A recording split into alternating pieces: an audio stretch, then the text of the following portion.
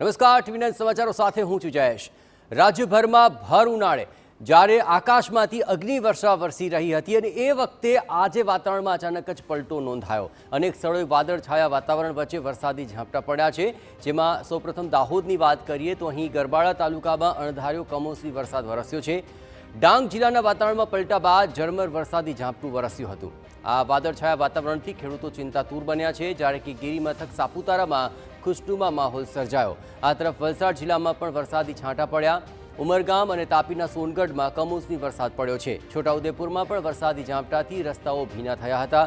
કમોસમી વરસાદથી સમગ્ર પંથકમાં ઠંડક પ્રસરી ગઈ।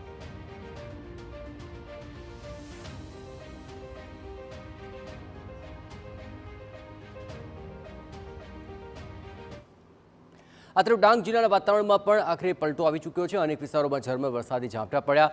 વાદળછાયા વાતાવરણથી ખેડૂતો ચિંતાતુર છે।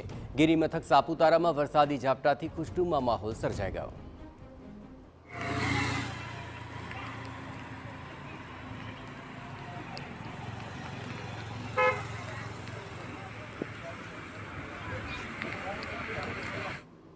વલસાડ જિલ્લાના વાતાવરણમાં આવી ચૂક્યો છે પલટો। વાદળછાયા વાતાવરણ વચ્ચે વરસાદી છાંટા પડ્યા છે। ઉમરગામ સહિત આસપાસના વિસ્તારમાં વરસાદ વરસ્યો છે।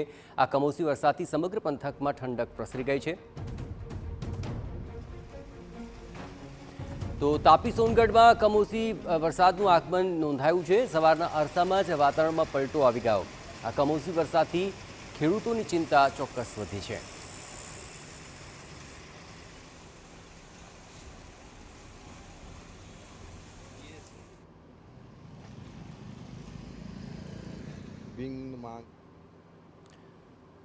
હવે વાત છોટાઉદેપુરની, તો અહીં પણ વાતાવરણમાં પલટો જોવા મળ્યો। વાદળછાયા વાતાવરણ વચ્ચે અહીં વરસાદી ઝાપટું પડ્યું છે। છોટાઉદેપુર શહેરમાં વરસાદી ઝાપટું નોંધાયું।